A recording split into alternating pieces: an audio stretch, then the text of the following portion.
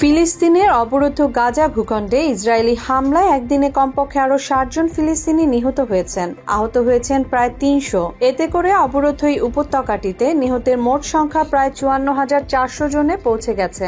শনিবার এক প্রতিবেদনে তথ্য জানিয়েছে বার্তা সংস্থা আনাদুলু।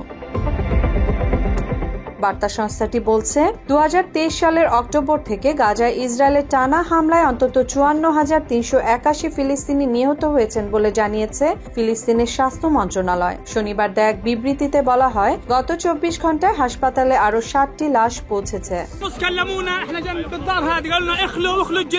বিবৃতিতে আরও জানানো হয়, এই সময়ের মধ্যে আহত হয়েছেন আরও ২৮৪ জন, যার ফলে ২০২৩ সালের অক্টোবর থেকে শুরু হওয়া হামলায় মোট আহতের সংখ্যা দাঁড়িয়ে ১,২৪,০৫৪ জনে। স্বাস্থ্য মন্ত্রণালয় বলছে, বহু মানুষ এখনো ধ্বংসস্তূপের নিচে এবং রাস্তায় আটকে আছেন, কিন্তু উদ্ধারকারীরা সেখানে পৌঁছতে পারছে না। চলতি বছরের জানুয়ারিতে যে যুদ্ধবিরতি ও বন্দি বিনিময়ের চুক্তি হয়েছিল তা ১৮ মার্চ বাতিল করে ইসরায়েল আবারও হামলা শুরু করে। এরপর থেকে গাজায় বিমান ও স্থলপথে হামলা আরও তীব্র হয়।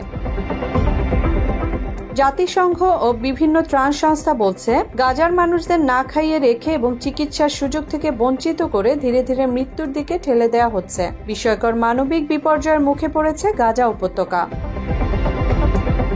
জাতিসংঘের মতে, ইসরায়েলের বর্বর আক্রমণের কারণে গাজার প্রায় ৯০% ফিলিস্তিনি বাস্তুচ্যুত হয়েছেন। এছাড়া অবরুদ্ধ এই ভূখণ্ডের অধিকাংশ অবকাঠামো ক্ষতিগ্রস্ত বা ধ্বংস হয়ে গেছে। Situation in Gaza. Our colleagues from the Office of the Coordination for Humanitarian Affairs tell us that the catastrophic situation in Gaza is the worst since the war began.